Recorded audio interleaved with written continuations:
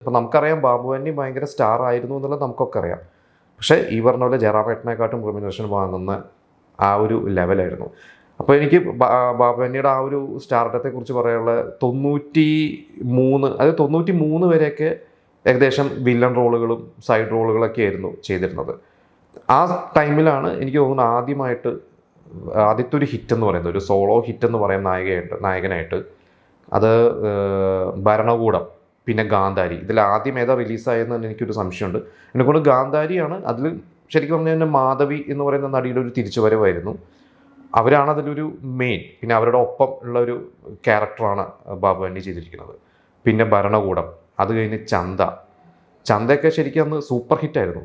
പിന്നെ ദാദ എൻ്റെ ഓർമ്മ ശരിയാണെങ്കിൽ 94 ഓണം സീസണിലാണ് ഇറങ്ങിയത്. അന്ന് നമ്മുടെ ലാലേട്ടൻ്റെ മമ്മൂക്കയുടെയൊക്കെ മിന്നാരും സൈന്യവും ഒക്കെ പോലത്തെ സിനിമകളുണ്ടെങ്കിലും അതിൻ്റെ ഒപ്പം തന്നെ കളക്ട് ചെയ്ത സിനിമയായിരുന്നു ദാദ. പിന്നെ ഏകദേശം ഒരു 94 ഒരു ക്രിസ്മസ് സമയത്ത് കമ്പോളം, ബാബു ആൻ്റണിയുടെ. കമ്പോളത്തിൻ്റെ ഒപ്പം വേറെയും സൂപ്പർ സ്റ്റാർ സിനിമകളുണ്ടായിരുന്നു. പക്ഷെ കമ്പോളമൊക്കെ അന്ന് എനിക്ക് തോന്നുന്നു നല്ല ഭയങ്കര ഇനീഷ്യൽ പുള്ളായിരുന്നു ബാബു ആൻ്റണിക്ക്. കാരണം അന്ന് വരെ മലയാള സിനിമ കാണാത്ത ഒരു ഫൈറ്റ് ചെയ്യുന്ന ഒരു നായകൻ, മുടിയൊക്കെ വളർത്തി അന്ന് എല്ലാവരും അന്നത്തെ ചെറുപ്പക്കാരൊക്കെ അനുകരിച്ചിരുന്ന ഒരു നടനായിരുന്നു ബാബു ആൻ്റണി.